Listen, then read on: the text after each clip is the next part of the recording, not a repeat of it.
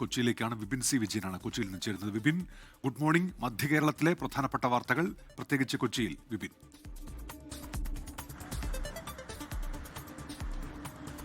Good morning Unmesh. ഈ stadium ജംഗ്ഷനോട് ചേർന്നിട്ടുള്ള ഭാഗത്ത് മെട്രോ ജോലിക്കിടെ കുടിവെള്ള വിതരണത്തിന്റെ പൈപ്പ് പൊട്ടുന്നത് ഒരു തുടർക്കഥയാവുകയാണ്. അതിനെ തുടർന്ന് ഇന്നലെ വൈകിട്ട് വലിയ രീതിയിലുള്ള പ്രതിഷേധമാണ് നടന്നത്. കാരണം ഈ സ്റ്റേഡിയത്തിന്റെ ഈ പ്രദേശത്ത് ഇന്നലെ വീണ്ടും ഈ മെട്രോയുടെ പൈലിങ്ങിനിടെ കുടിവെള്ള വിതരണത്തിന്റെ പൈപ്പ് പൊട്ടുകയും പിന്നീട് ഇവിടെ ലിറ്റർ കണക്കിന് വെള്ളം തന്നെ പാഴായി പോവുകയും ചെയ്യുകയായിരുന്നു. ഇതേ തുടർന്ന് ഉമാ തോമസ് MLA നേതൃത്വത്തിലൊക്കെ വലിയ പ്രതിഷേധം നടക്കുകയും ചെയ്തു. അങ്ങനെ ഇപ്പോൾ ആ ജോലികൾ താൽക്കാലികമായി നിർത്തിവെച്ചിരിക്കുകയാണ്. ഇത് KMRLന്റെ അനാസ്ഥയാണ് എന്നുള്ളതാണ് പ്രധാനമായും പറയുന്നത്.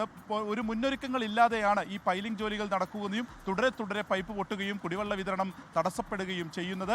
അതുകൊണ്ട് തന്നെ ഇന്ന് അതിൽ കൂടുതലായിട്ടുള്ള ചർച്ചകൾ നടക്കും. എപ്പോൾ ഈ കുടിവെള്ള വിതരണം പുനഃസ്ഥാപിക്കാൻ കഴിയും എന്നുള്ള കാര്യത്തിലൊക്കെ കുറച്ചുകൂടി ഒരു വേഗത അക്കാര്യത്തിൽ ഇനിയും വേണം. മറ്റൊന്നുള്ളത് രാഷ്ട്രീയ വാർത്ത തന്നെയാണ്. കാരണം ഇനി ആരായിരിക്കും കൊച്ചിയുടെ നഗരമാതാവ് എന്നുള്ള ഒരു പ്രധാനപ്പെട്ട ചോദ്യം ഉയർന്നു കഴിഞ്ഞു. അതിൽ ദീപ്തി മേരി വർഗീസിന്റെ പേര് തന്നെയാണ് പ്രധാനമായും കിടക്കുന്നത്. കോൺഗ്രസിന്റെ നേതൃത്വത്തിനോട് ചോദിക്കുമ്പോൾ ആ ഒരു കാര്യത്തിൽ ഒരു അന്തിമ തീരുമാനമായിട്ടില്ല, ചർച്ചകൾ നടക്കുന്നു എന്നുള്ളതാണ് പറയുന്നത്.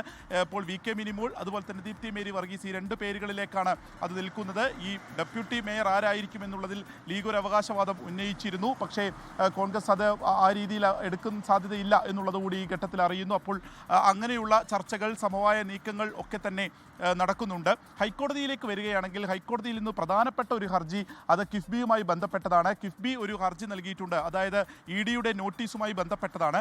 ഇപ്പോൾ മുഖ്യമന്ത്രിക്കും ഒപ്പം തന്നെ തോമസ് ഐസക് ഉൾപ്പെടെയുള്ളവർക്കാണ് ED നോട്ടീസ് അയച്ചിരുന്നത്. അതായത് കിഫ്ബി മസാല ബോണ്ട് വഴി സമാഹരിച്ച തുക അത് വികസന പദ്ധതികൾക്കല്ല ഉപയോഗിച്ചത് എന്നുള്ളത് ചൂണ്ടിക്കാണിച്ചായിരുന്നു EDയുടെ നോട്ടീസ് ഉണ്ടായിരുന്നത്. എന്നാൽ അത് വികസന പദ്ധതികൾക്ക് മാത്രമാണ് ഇപ്പോൾ വിനിയോഗിച്ചിട്ടുള്ളത് എന്നുള്ളതും ഇനി ഒരു അന്തിമ തീരുമാനമാകുന്നത് വരെ നോട്ടീസ് അയക്കരുത് എന്നുള്ളതുമാണ് അതിൽ കിഫ്ബി ആവശ്യപ്പെട്ടിരിക്കുന്നത്. അതിലൊരു ഇടക്കാല ഉത്തരവ് ഇന്ന് ഉണ്ടാകും എന്നുള്ളതാണ് നമുക്ക് മനസ്സിലാവുന്നത്. അതൊരു രാഷ്ട്രീയ നേട്ടത്തിന് വേണ്ടി ചെയ്തതാണ് എന്നുള്ളത് മുഖ്യമന്ത്രിയും വിമർശിച്ചിരുന്നു. ഇതിൻ്റെ ഒരു അടിസ്ഥാനത്തിൽ, ഇതിൻ്റെ ഒരു പശ്ചാത്തലത്തിൽ കൂടിയാണ് ആ കേസ് വീണ്ടും ഹൈക്കോടതിയുടെ പരിഗണനയ്ക്ക് ഇടക്കാല ഉത്തരവിലേക്ക് ഇന്ന് എത്തുന്നത്.